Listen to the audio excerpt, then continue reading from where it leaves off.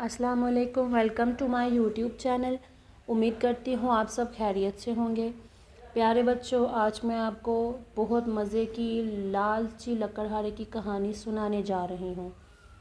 बहुत पुराने वक्तों की बात है। ताशकंद में एक गरीब लकड़हारा रहता था। इसका नाम शिराजी था। वो जंगल से लकड़ियाँ काट कर शहर में फ़रोख्त करता था। इसे इतना थोड़ा मुआवजा मिलता कि इसका गुजारा बहुत मुश्किल से होता। शहर से बहुत दूर एक दरवेश की झोंपड़ी थी। वो हर वक्त अल्लाह की याद में मशगूल रहते थे। शेराजी इन दरवेश की खिदमत में हाजिर हुआ और झोंपड़ी के बाहर से आवाज़ लगाई, ए मोहतरम बुज़ुर्ग, क्या मैं अंदर आ सकता हूँ? दरवेश ने कहा, दरवाज़ा खुला है, तुम अंदर चले आओ। शेराजी झोंपड़ी में दाखिल हुआ। इसने अदब से दरवेश बाबा को सलाम किया और बोला, बाबा जी, मैं एक गरीब आदमी हूँ, अल्लाह के वास्ते मेरी कुछ मदद कीजिए। दरवेश ने कहा, कल ही शहर के काजी ने मुझे 1000 अशरफियों की थैली भेजी है। ये सुनकर शेराजी की आंखें खुशी से चमकने लगीं। दरवेश ने कहा, बेटा, मैं मुफ्त में अशरफियाँ नहीं बांटता, तुम मुझे अपनी कोई चीज़ दे दो और अशरफियों की थैली ले लो। शेराजी बोला, मेरे पास आपको देने के लिए है ही क्या, एक कुल्हाड़ी और एक झोंपड़ी। दरवेश ने कहा, ये दुनियावी मालो असबाब मेरे लिए बेकार है, तुम कोई ऐसी चीज़ दो जो तुम्हारी अपनी हो, मसलन तुम्हारे देखने की कुव्वत बासरा। ये कहकर दरवेश ने अपना हाथ शेराजी की आंखों पर रख कर हटाया। इसके साथ ही शेराजी की बिनाई जाती रही।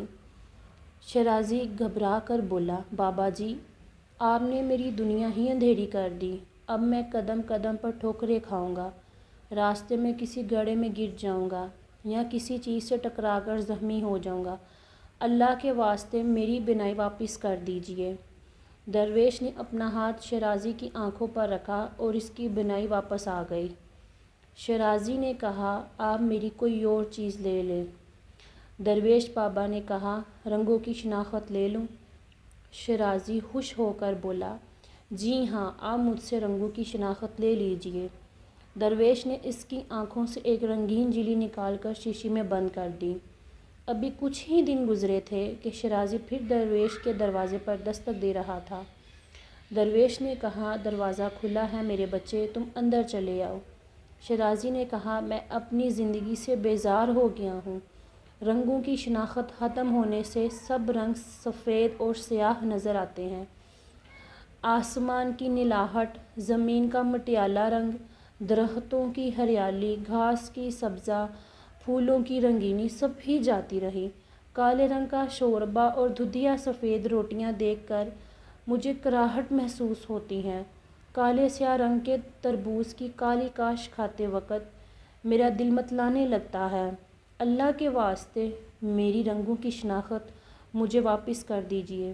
दरवेश ने शीशी से रंगीन झिल्ली निकालकर शेराजी की आंखों पर दोबारा लगा दी। शेराजी झोंपड़ी से बाहर की तरफ दौड़ा। वो बहुत देर तक नीले आसमान, सरसब्ज़ घास, सुर्ख और गुलाबी फूलों, तरह तरह की रंगीन परिंदों को देखता रहा और आखिर में बोला, अल्लाह तेरा शुक्र है, मुझे तो अब मालूम हुआ कि रंगों के बगैर ज़िंदगी कितनी बेमज़ा है। दरवेश ने कहा, हाँ भाई, अब बताओ तुम अपनी कौन सी सलाहियत मुझे फ़रोख्त करोगे? तुम्हारी कुव्वत समाई यानी सुनने की कुव्वत ले लूँ? शेराजी बोला, हाँ, भूखों मरने से बेहतर है कि इंसान बहरा होकर ज़िंदगी गुजारे। दरवेश ने शेराजी के कानों से कुछ निकालकर एक डिबिया में बंद कर दिया। अभी थोड़े ही दिन गुजरे थे कि शेराजी फिर दरवेश की झोंपड़ी के पास खड़ा बाहर आवाज़ दे रहा था, मेरे बाबा, मेरी मदद फरमाइए। दरवेश ने कहा, क्या बात है, तुम बहुत परेशान दिखाई देते हो। शेराजी बोला, ए बुज़ुर्ग, अब मैं चिड़ियों के चहचहाने, कोयल की कूकू, बुलबुल की सुरीली आवाज़ सुनने से भी महरूम हो गया हूँ। बाज़ार जाता हूँ तो हर वक्त हादसे का अंदेशा लगा रहता है। कल शाम मेरे पीछे से आने वाला घोड़ा फुदक गया। लोगों ने मुझे मुतवज्जा करने के लिए ज़ोर ज़ोर से आवाज़ें दीं, लेकिन मुझे कुछ सुनाई ना दिया। एक शख्स ने मुझे बाजू से पकड़कर एक तरफ खींच लिया اور گھوڑا میرے پاس سے گزر گیا۔ اللہ کا شکر ہے کہ میں حادثے کا شکار ہونے سے بچ گیا۔ آپ میری سننے کی طاقت واپس کر دیجئے۔ درویش نے شیرازی کو سننے کی طاقت واپس کر دی اور کہا، ہاں بھائی، اب تمہاری کون سی صلاحیت حاصل کروں؟ حصے ذائقہ اور حصے شامہ لے لوں؟ پھر نہ تمہیں کسی چیز کا ذائقہ محسوس ہوگا اور نہ خوشبو، بو یا بدبو۔ شیرازی نے کہا، جی ہاں، ذائقہ اور سونگنے کی حس میرے لیے کسی کام کی نہیں ہے، یہ آپ لے لیجئے۔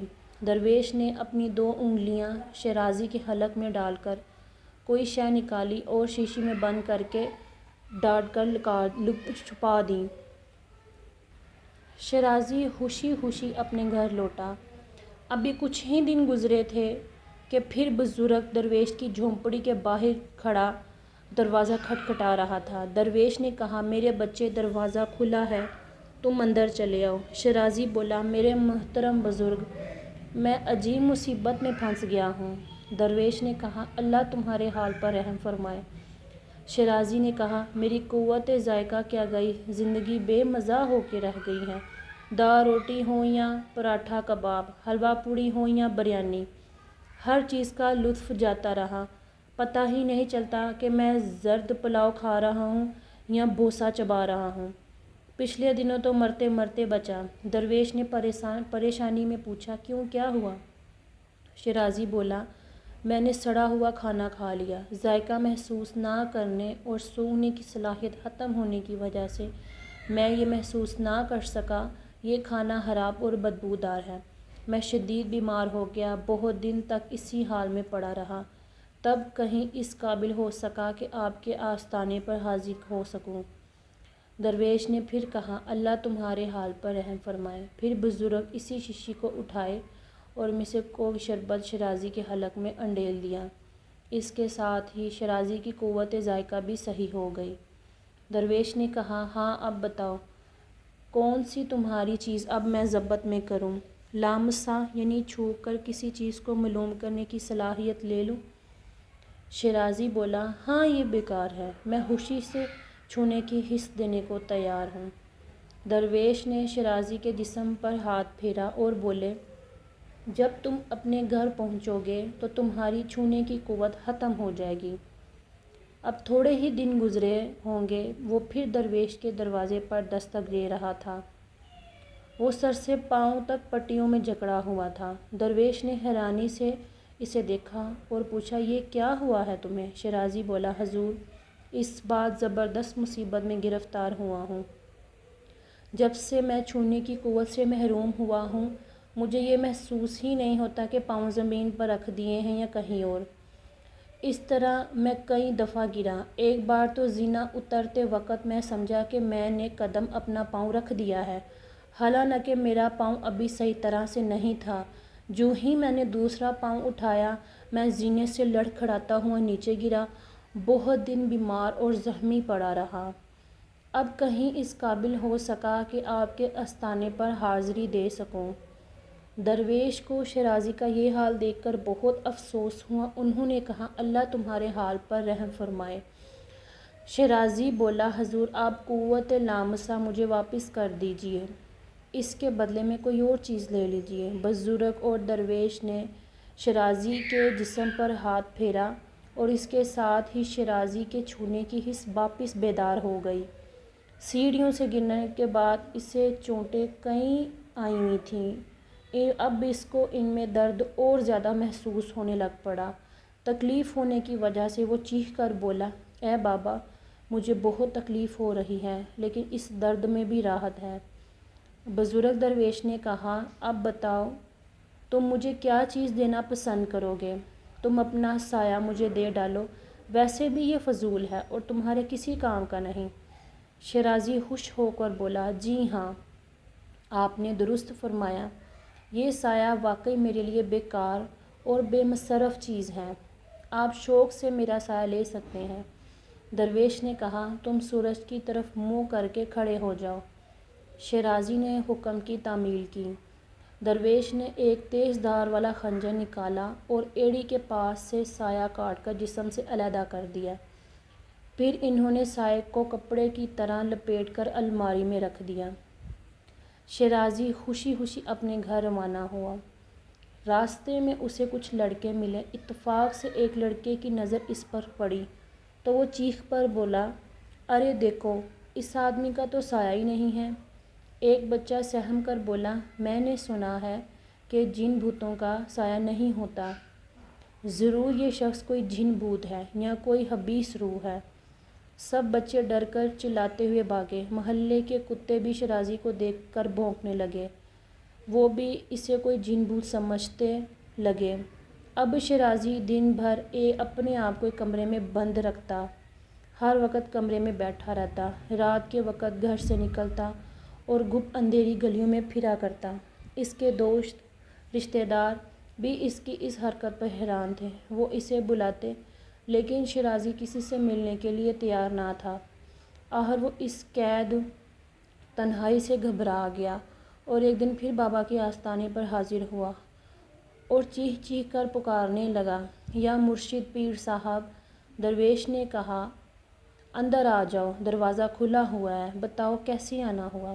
شیرازی رونے لگا اور بولا، حضور، میں بہت تکلیف میں ہوں، اللہ کے واسطے میری مدد کیجیے اور مجھے اس مصیبت اور قید سے نجات دلائیے۔ درویش نے پوچھا، اب کیا ہوا؟ شیرازی نے جواب میں اپنی کہانی سنا ڈالی اور کہا، حضور، مجھے تو اب معلوم ہوا کہ انسان کا سایہ بھی بہت کام کی چیز ہے۔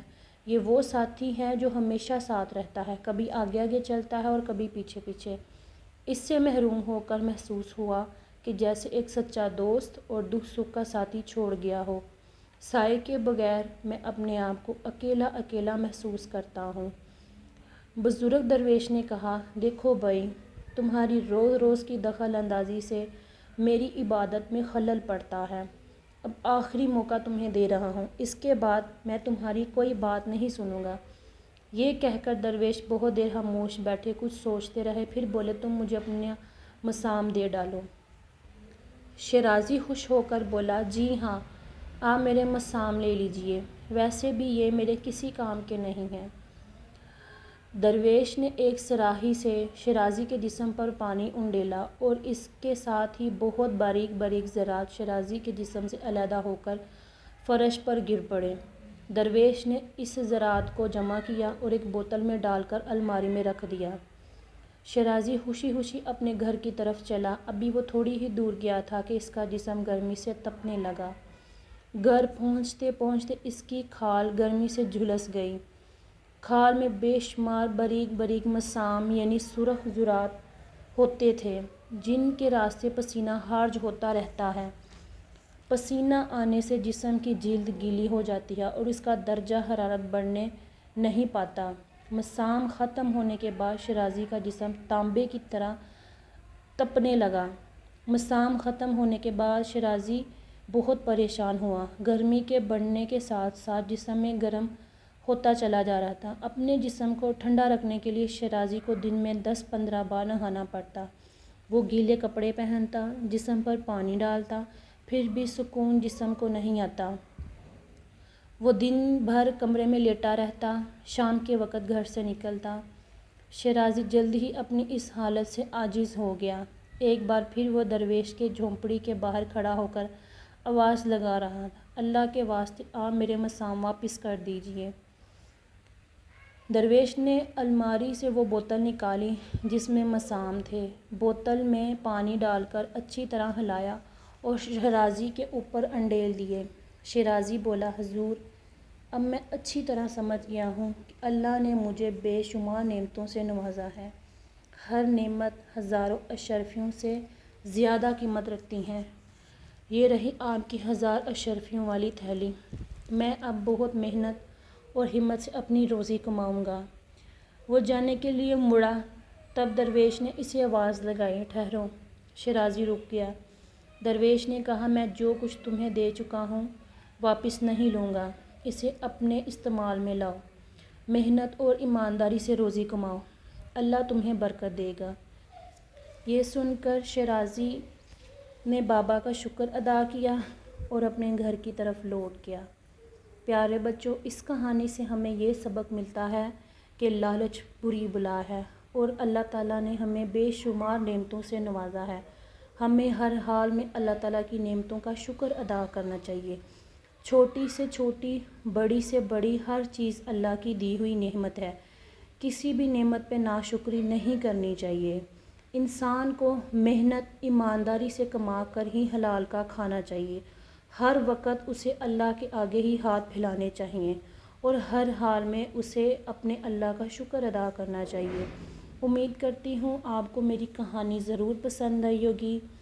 پیارے بچوں، میری کہانیوں کو لائک کریں، سبسکرائب کریں میرے چینل کو، اور میری نئی آنے والی کہانیوں کے لیے بیل آئیکن کے بٹن کو دبانا مت بھولیے گا۔ ملتے ہیں اپنی اگلی ویڈیو میں، تب تک کے لیے اپنا بہت خیال رکھیں۔ اللہ حافظ۔